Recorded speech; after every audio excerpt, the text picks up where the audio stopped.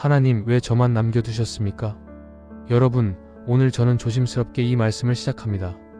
오늘 이 영상을 보시는 분들 중에는 배우자를 먼저 하늘나라로 보내신 분들이 계실 것입니다. 30년, 40년, 50년을 함께한 사람, 아침마다 밥상 앞에 마주 앉던 사람, 밤마다 옆자리에 누워있던 사람, 기쁠 때나 슬플 때나 함께했던 사람, 그 사람이 떠났습니다. 어느 날 갑자기 떠났을 수도 있습니다. 오랜 병환 끝에 떠났을 수도 있습니다. 준비했든 준비하지 못했든 그 빈자리는 너무나 큽니다. 아침에 눈을 뜨면 옆자리가 비어 있습니다. 밥을 차려도 혼자 먹습니다. 텔레비전을 봐도 이야기할 사람이 없습니다. 밤이 되면 고요함이 무겁습니다. 하나님, 왜 저만 남겨두셨습니까? 이 질문을 해보신 적 있으십니까? 차라리 저를 먼저 데려가시지. 왜 하필 그 사람이? 남은 인생을 어떻게 살아야 합니까? 여러분, 하나님은 여러분의 이 마음을 아십니다. 시편 34편 18절입니다. 여호와는 마음이 상한 자에게 가까이 하시고 충심으로 통회하는 자를 구원하시는도다. 마음이 상한 자에게 가까이 하십니다. 하나님은 지금 여러분 곁에 계십니다. 오늘 저는 배우자를 먼저 보내신 여러분께 성경의 말씀으로 위로를 전하고 싶습니다. 성경에도 사별의 아픔을 겪은 사람들이 있습니다. 남편을 잃고 절망했던 나오미, 젊은 나이에 과부가 된 룻, 결혼 7년 만에 남편을 잃고 84세까지 홀로 살았던 안나 여선지자. 그들은 어떻게 그 상실을 견뎠을까요? 하나님은 그들에게 어떻게 역사하셨을까요? 그리고 무엇보다 우리에게는 다시 만날 소망이 있습니다.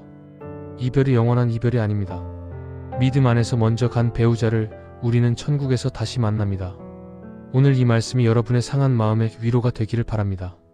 눈물을 닦아드리는 시간이 되기를 바랍니다. 그리고 남은 인생을 어떻게 살아야 할지 방향을 찾는 시간이 되기를 바랍니다. 사별의 아픔. 배우자를 잃는다는 것은 어떤 것일까요? 연구에 따르면 사별은 인간이 경험하는 스트레스 중 가장 높은 점수를 받습니다. 이혼보다, 해고보다, 질병보다 더 큰 스트레스입니다. 왜 그럴까요? 배우자는 단순한 동거인이 아닙니다. 배우자는 내 삶의 일부입니다. 수십 년을 함께 살면 두 사람은 하나가 됩니다. 창세기 2장 24절 말씀처럼 둘이 한 몸이 됩니다. 생각도 비슷해지고 습관도 비슷해지고 서로 없이는 불완전한 존재가 됩니다. 그런 사람이 떠나면 내 몸의 절반이 떨어져 나간 것과 같습니다.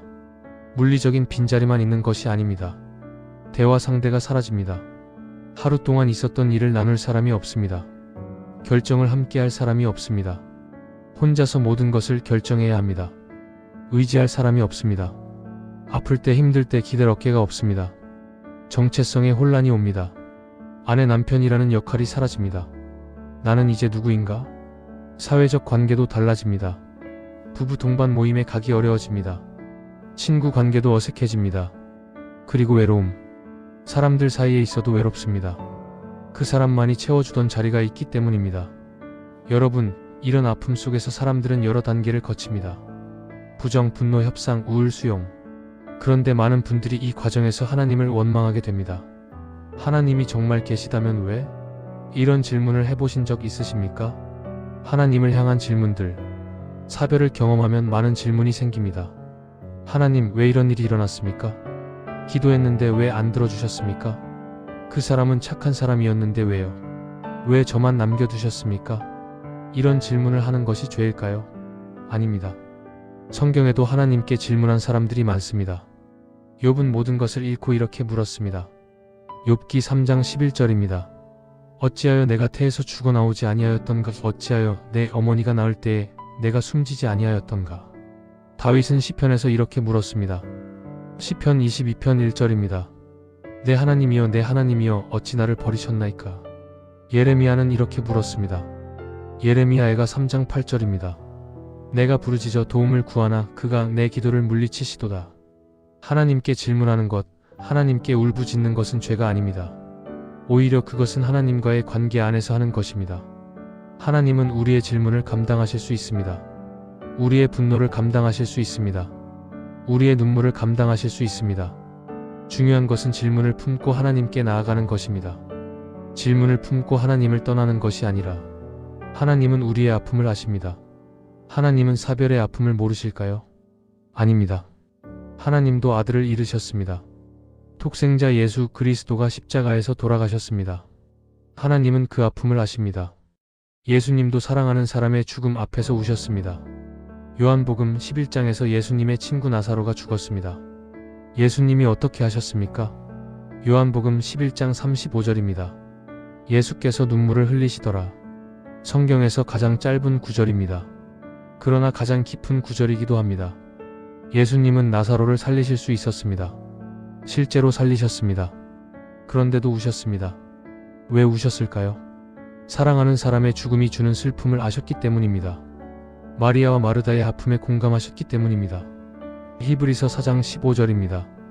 우리에게 있는 대제사장은 우리의 연약함을 동정하지 못하실 리가 아니요 모든 일에 우리와 같이 시험을 받으신 이로되 죄는 없으시니라. 우리의 연약함을 동정하십니다. 공감하십니다. 이해하십니다. 여러분이 흘리는 눈물 하나님이 보고 계십니다. 여러분이 느끼는 외로움 하나님이 알고 계십니다. 여러분의 상한 마음 하나님이 만져주시기 원하십니다. 여러분, 하나님은 우리의 눈물을 그냥 보고만 계시는 분이 아닙니다. 성경은 하나님이 우리의 눈물을 병에 담으신다고 말씀합니다. 그리고 언젠가 모든 눈물을 닦아주실 것입니다. 그 약속을 살펴보겠습니다. 눈물을 담으시는 하나님. 시편 56편 8절입니다. 나의 유리함을 주께서 계수하셨사오니 나의 눈물을 주의 병에 담으소서. 이것이 주의 책에 기록되지 아니하였나이까. 하나님은 우리의 눈물을 병에 담으십니다. 책에 기록하십니다. 여러분이 밤에 혼자 울었던 그 눈물 하나님이 세셨습니다. 장례식장에서 흘렸던 그 눈물 하나님이 담으셨습니다. 빈 방을 보며 흘렸던 그 눈물 하나님이 기록하셨습니다. 하나도 헛되이 떨어지지 않았습니다. 하나님이 다 알고 계십니다. 그리고 하나님은 약속하십니다. 요한계시록 21장 4절입니다. 모든 눈물을 그 눈에서 닦아주시니 다시는 사망이 없고 애통하는 것이나 곡하는 것이나 아픈 것이 다시 있지 아니하리니 하나님께서 직접 눈물을 닦아주실 날이 옵니다. 다시는 사망이 없는 날이 옵니다. 다시는 애통함이 없는 날이 옵니다. 그날까지 하나님은 우리와 함께 계십니다. 이사야 43장 2절입니다.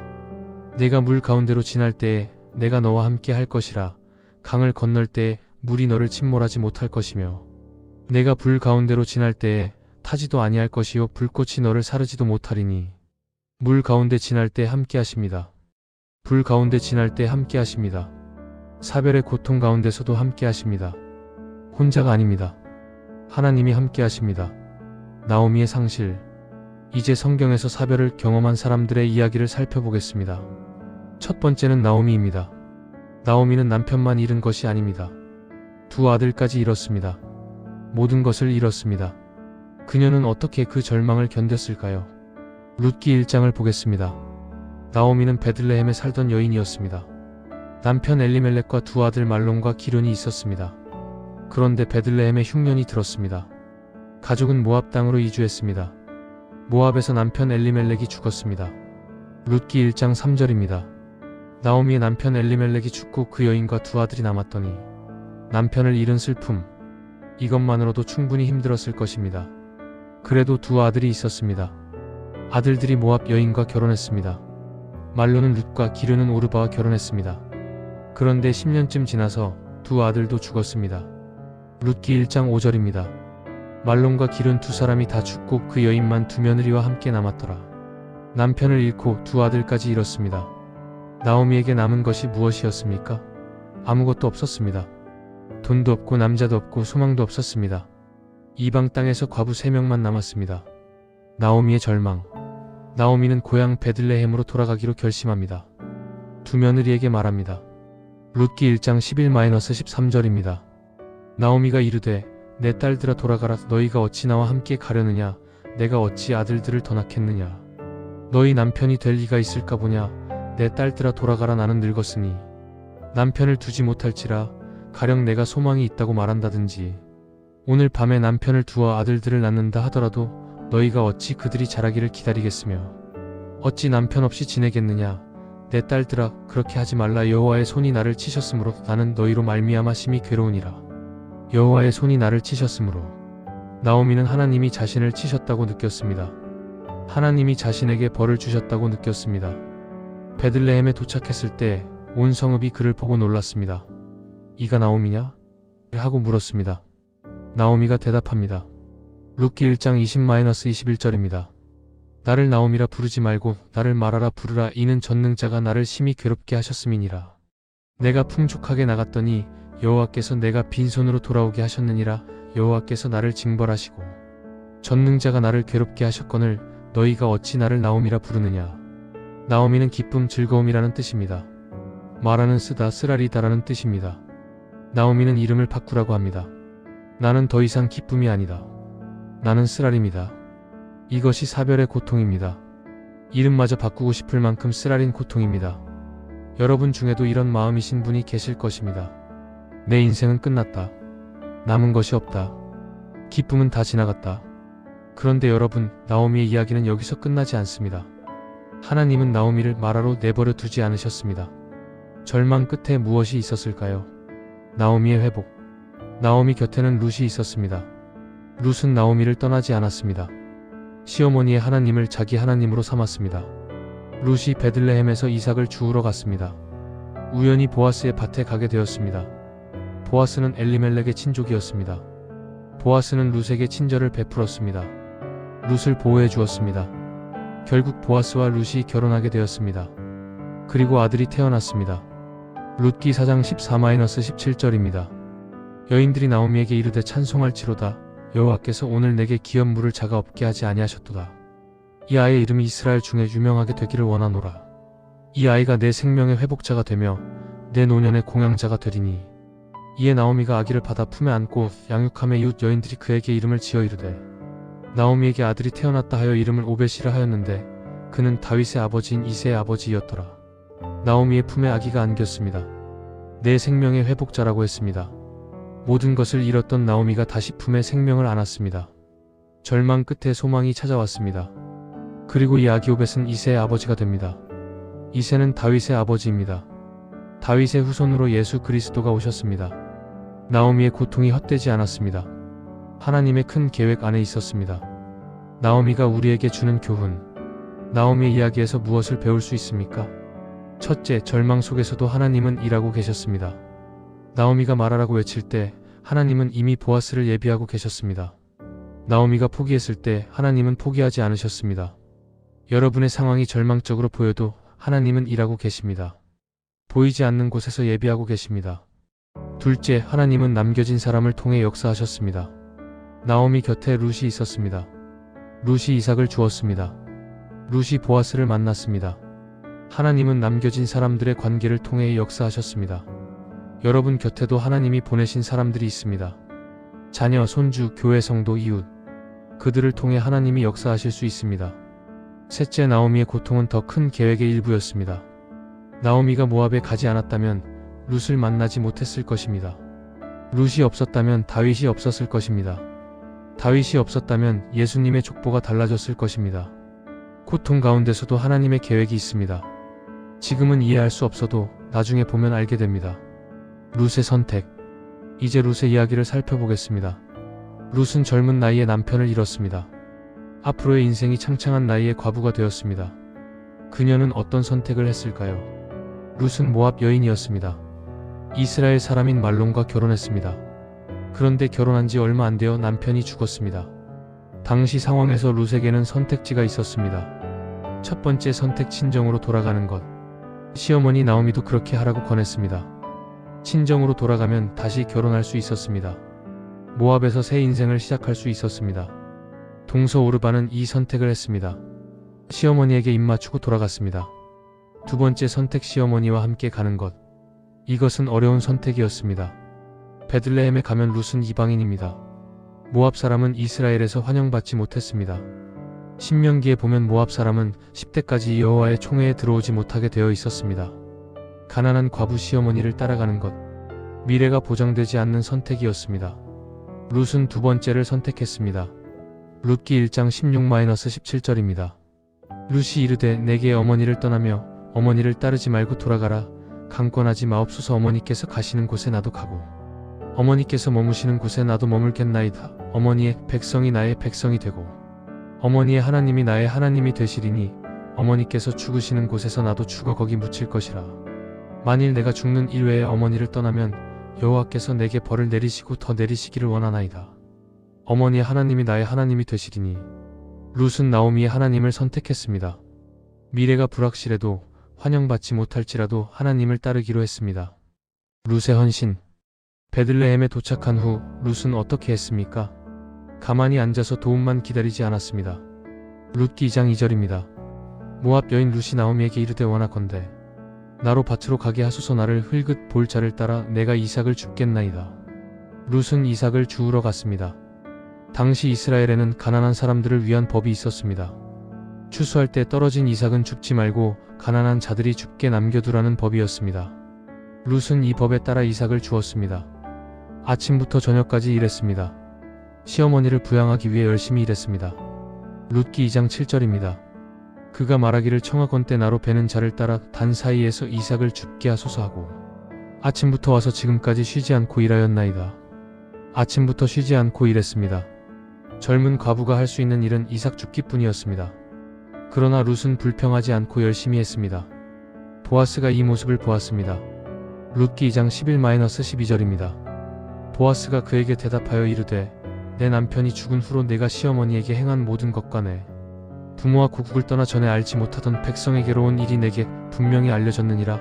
여호와께서 내 행위에 보응하시기를 원하며 이스라엘의 하나님 여호와께서 그의 날개 아래에 보호를 받으러 온 내게 온전한 상 주시기를 원하노라. 룻의 헌신이 알려졌습니다. 그녀의 신실함이 인정받았습니다. 여러분, 룻의 이야기는 단순한 미담이 아닙니다. 룻의 선택이 어떤 결과를 가져왔는지 아십니까? 그녀는 단순히 행복하게 살았다 정도가 아닙니다. 룻의 축복. 보아스는 룻에게 친절을 베풀었습니다. 이삭을 더 많이 주었습니다. 물도 마시게 하고 식사도 함께 했습니다. 나오미는 보아스가 친족임을 알았습니다. 당시 이스라엘에는 고엘 제도가 있었습니다. 친족 중에 과부를 구원해주는 제도였습니다. 나오미의 지혜로운 조언에 따라 룻이 보아스에게 나아갔습니다. 보아스는 기꺼이 고엘의 역할을 맡았습니다. 룻기 3장 11절입니다. 그러니 내 딸아 두려워하지 말라. 네가 말한 대로 내가 다 행하리라. 내가 현숙한 여자인 줄 나의 성읍 백성이 다 아느니라. 현숙한 여자. 이방 여인 룻이 이스라엘에서 현숙한 여자로 인정받았습니다. 보아스와 룻이 결혼했습니다. 아들 오벳이 태어났습니다. 그리고 룻기 끝에 족보가 나옵니다. 룻기 4장 21-22절입니다. 살몬은 보아스를 낳았고 보아스는 오벳을 낳았고 오벳은 이새를 낳았고 이새는 다윗을 낳았더라. 룻이 다윗의 증조할머니가 되었습니다. 모압 여인이 과부가 이삭 줍던 여인이 이스라엘 최고의 왕 다윗의 조상이 되었습니다. 그리고 마태복음 1장에 예수님의 족보가 나옵니다. 거기에 룻의 이름이 있습니다. 마태복음 1장 5절입니다. 살몬은 라합에게서 보아스를 낳고 보아스는 룻에게서 오벳을 낳고 예수 그리스도의 족보에 룻이 들어갔습니다. 젊은 과부 룻, 이방 여인 룻, 이삭 줍던 룻이 구원의 역사에 동참하게 되었습니다. 룻이 우리에게 주는 교훈. 룻의 이야기에서 무엇을 배울 수 있습니까? 첫째, 신앙의 선택이 중요합니다. 룻은 친정으로 돌아갈 수도 있었습니다. 그러나 어머니의 하나님이 나의 하나님이 되시리니라고 고백했습니다. 하나님을 선택했습니다. 사별 후에도 하나님을 붙잡는 것이 중요합니다. 하나님을 떠나지 않는 것이 중요합니다.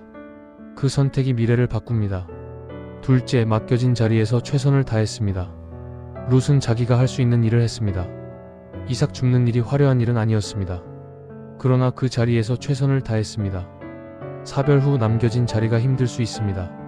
그러나 그 자리에서 최선을 다하면 하나님이 보고 계십니다. 보아스처럼 알아주는 사람이 있습니다. 셋째, 하나님은 예상치 못한 축복을 주셨습니다. 룻이 베들레헴에 갔을 때 다윗의 조상이 될 줄 몰랐습니다. 예수님의 족보에 이름이 오를 줄 몰랐습니다. 그냥 시어머니를 모시려고 간 것이었습니다. 그러나 하나님은 룻의 신실함에 예상치 못한 축복으로 응답하셨습니다.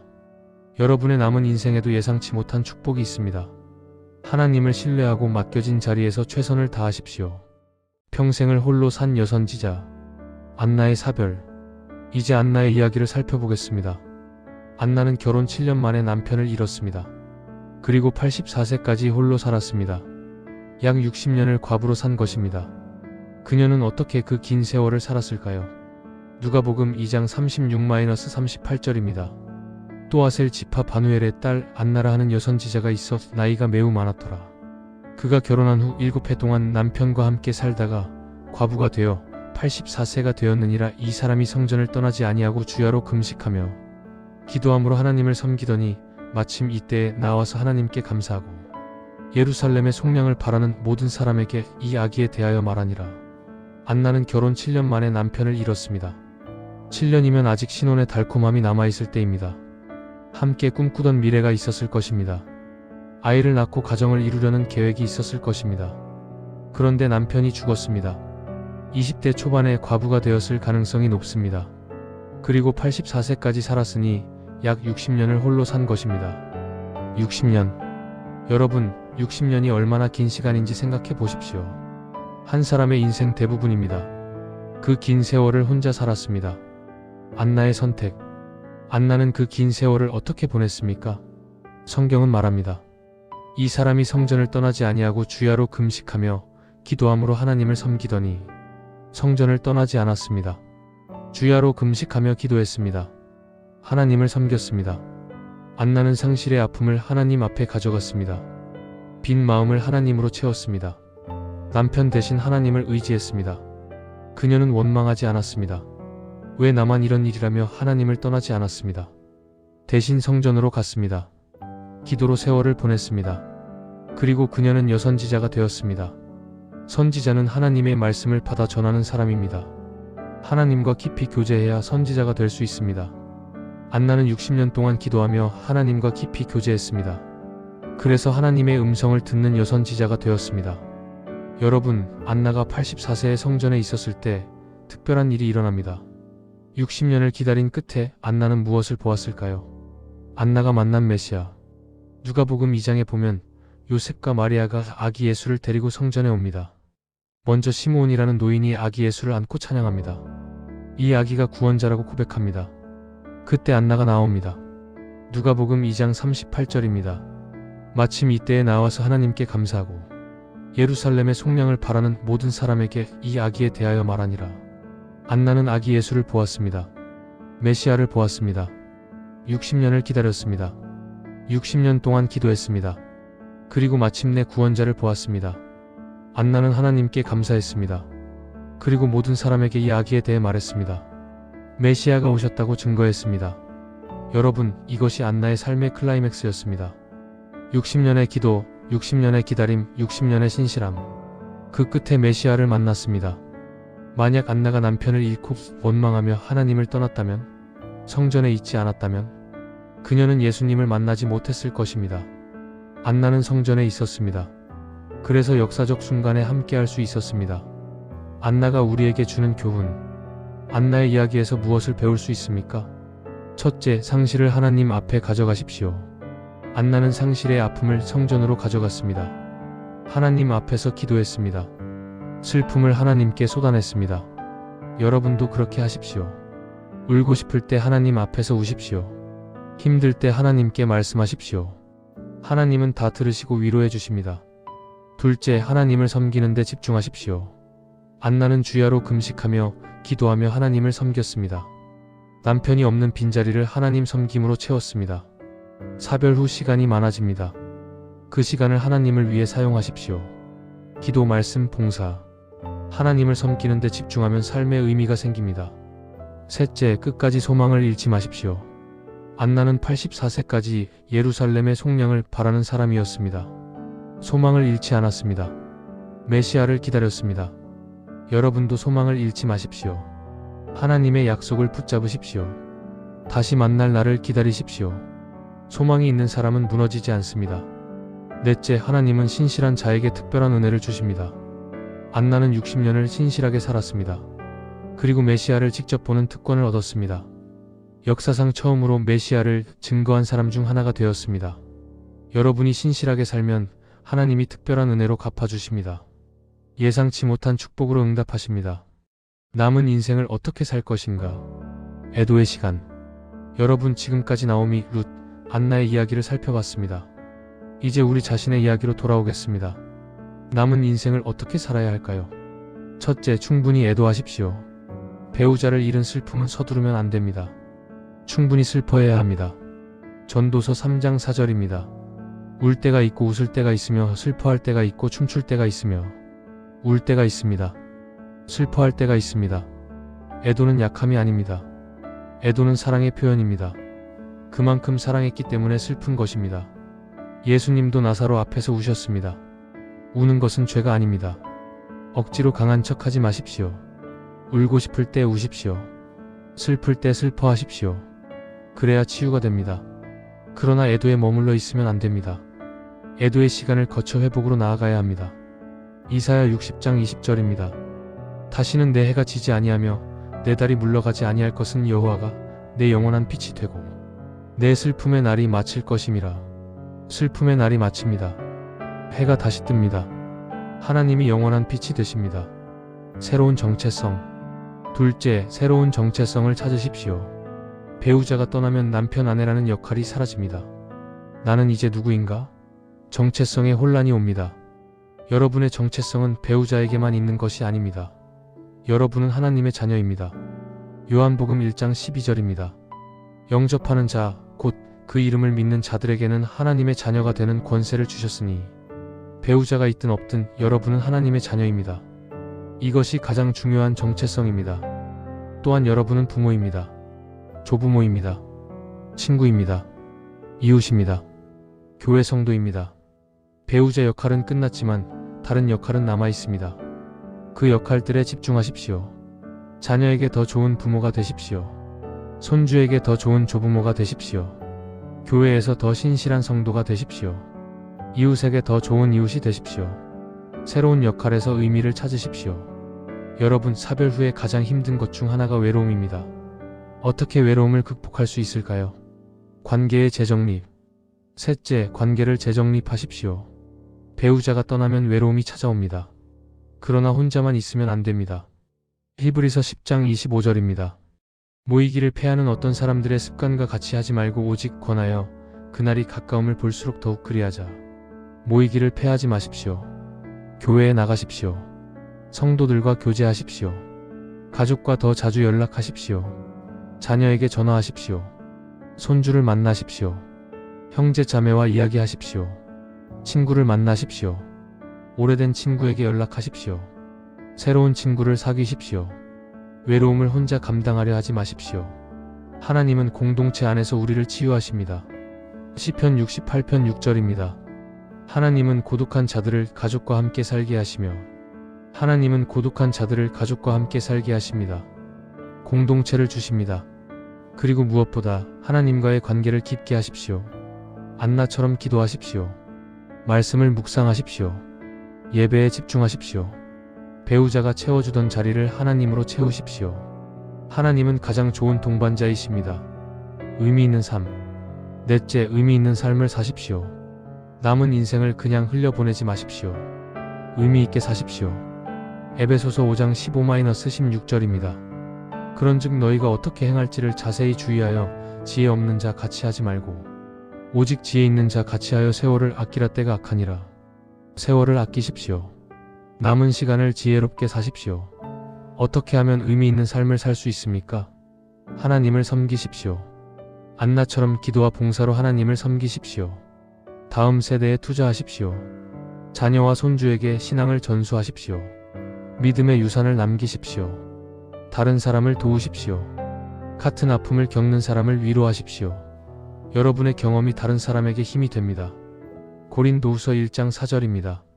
우리의 모든 환난 중에서 우리를 위로하사 우리로 하여금 하나님께 받는 위로로서 모든 환난 중에 있는 자들을 능히 위로하게 하시는 이시로다. 하나님께 받은 위로로 다른 사람을 위로하십시오. 여러분의 아픔이 다른 사람을 돕는 통로가 됩니다. 다시 만날 날의 소망.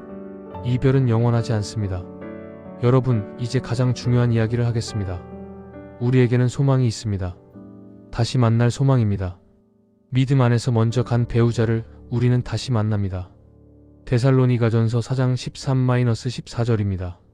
형제들아, 자는 자들에 관하여는 너희가 알지 못함을 우리가 원하지 아니하노니 이는 소망 없는 다른 이와 같이 슬퍼하지 않게 하려 함이라. 우리가 예수께서 죽으셨다가 다시 살아나심을 믿을진대 이와 같이 예수 안에서 자는 자들도 하나님이 그와 함께 데리고 오시리라. 소망 없는 다른 이와 같이 슬퍼하지 않게. 우리는 슬퍼합니다. 그러나 소망 없이 슬퍼하지 않습니다. 우리에게는 소망이 있습니다. 예수 안에서 자는 자들을 하나님이 데리고 오십니다. 먼저 간 배우자가 예수님을 믿었다면 하나님께서 데리고 오실 것입니다. 데살로니가전서 4장 17절입니다. 그 후에 우리 살아남은 자들도 그들과 함께 구름 속으로 끌어올려 공중에서 주를 영접하게 하시리니 그리하여 우리가 항상 주와 함께 있으리라. 그들과 함께 먼저 간 성도들과 함께 주를 만나게 됩니다. 그리고 항상 주와 함께 있게 됩니다. 이것이 우리의 소망입니다. 다시 만날 소망입니다. 천국에서의 재회. 천국에서 배우자를 만나면 어떨까요? 먼저 서로를 알아볼 것입니다. 변화산에서 제자들이 모세와 엘리야를 알아봤습니다. 부활하신 예수님을 제자들이 알아봤습니다. 우리도 부활한 몸으로 배우자를 알아볼 것입니다. 수십 년을 함께 산 사람을 어떻게 못 알아보겠습니까? 둘째, 완전한 기쁨 속에서 만날 것입니다. 천국에서는 슬픔이 없습니다. 눈물이 없습니다. 오직 기쁨만 있습니다. 이 땅에서의 이별의 아픔은 사라질 것입니다. 병으로 힘들어하던 모습은 없을 것입니다. 완전한 몸으로, 완전한 기쁨으로 만날 것입니다. 셋째, 더 깊은 사랑으로 만날 것입니다. 예수님은 천국에서 장가도 시집도 가지 않는다고 하셨습니다. 결혼 제도는 없습니다. 그러나 사랑이 없어지는 것이 아닙니다. 오히려 더 순수하고 더 깊은 사랑으로 만날 것입니다. 육체적 결합은 없지만 영적 교제는 더 깊어질 것입니다. 그리고 무엇보다 함께 하나님을 찬양할 것입니다. 배우자와 함께 하나님의 보좌 앞에 설 것입니다. 함께 어린 양을 경배할 것입니다. 영원토록 함께 하나님을 찬양할 것입니다. 이것이 우리의 소망입니다. 이것이 우리의 미래입니다. 여러분, 이 소망이 있기에 우리는 견딜 수 있습니다. 이별이 영원하지 않기에 견딜 수 있습니다. 다시 만날 날이 있기에 오늘을 살 수 있습니다. 그날까지, 여러분, 그날까지 어떻게 살아야 합니까? 첫째, 소망을 붙잡고 사십시오. 히브리서 6장 19절입니다. 우리가 이 소망을 가지고 있는 것은 영혼의 닷 같아서 튼튼하고 견고하여 소망은 영혼의 닷입니다. 풍랑이 와도 닷이 있으면 배가 떠내려가지 않습니다. 소망을 붙잡으면 어떤 고난에도 흔들리지 않습니다. 둘째, 믿음을 지키며 사십시오. 천국에서 배우자를 만나려면 여러분도 천국에 가야 합니다. 믿음을 끝까지 지켜야 합니다. 디모데후서 4장 7-8절입니다. 나는 선한 싸움을 싸우고 나의 달려갈 길을 마치고 믿음을 지켰으니 이제 후로는 나를 위하여 의의 면류관이 예비되었으므로 선한 싸움을 싸우십시오. 달려갈 길을 마치십시오. 믿음을 지키십시오. 그러면 면류관이 예비되어 있습니다. 셋째, 먼저 간 배우자에게 부끄럽지 않게 사십시오. 그분이 여러분을 보고 있다면 어떻게 살기를 원할까요? 원망하며 사는 모습을 원할까요? 아닙니다. 하나님을 신뢰하며 사는 모습을 원할 것입니다. 무너져 있는 모습을 원할까요? 아닙니다. 다시 일어나 의미 있게 사는 모습을 원할 것입니다. 먼저 간 배우자가 자랑스러워할 만한 삶을 사십시오. 당신 잘 살았어요 라고 말할 수 있게 사십시오. 여러분, 오늘 120분 동안 함께 해주셔서 감사합니다. 배우자를 먼저 보낸 아픔 하나님은 아십니다. 여러분의 눈물 하나님이 병에 담으셨습니다. 여러분의 외로움 하나님이 함께 하십니다. 나오미는 모든 것을 잃었지만 회복했습니다. 룻은 젊은 과부였지만 축복의 통로가 되었습니다. 안나는 60년을 홀로 살았지만 메시아를 만났습니다. 여러분의 이야기도 끝나지 않았습니다. 하나님은 여러분을 통해 아직 하실 일이 있습니다. 그리고 무엇보다 다시 만날 날이 있습니다. 이별이 영원하지 않습니다. 천국에서 다시 만납니다. 완전한 기쁨으로 다시 만납니다. 그날까지 소망을 붙잡고 사십시오. 그날까지 믿음을 지키며 사십시오. 그날까지 하나님을 의지하며 사십시오. 시편 30편 5절입니다. 그의 노염은 잠깐이요 그의 은총은 평생이로다. 저녁에는 울음이 깃들릴지라도 아침에는 기쁨이 오리로다. 저녁에 울음이 있어도 아침에는 기쁨이 옵니다. 지금은 밤입니다. 그러나 아침이 옵니다. 기쁨의 아침이 옵니다. 그날을 기다리며 오늘을 사십시오. 오늘 이 말씀이 여러분의 상한 마음에 위로가 되기를 바랍니다. 하나님의 평안이 여러분과 함께 하시기를 예수님의 이름으로 축원합니다. 감사합니다.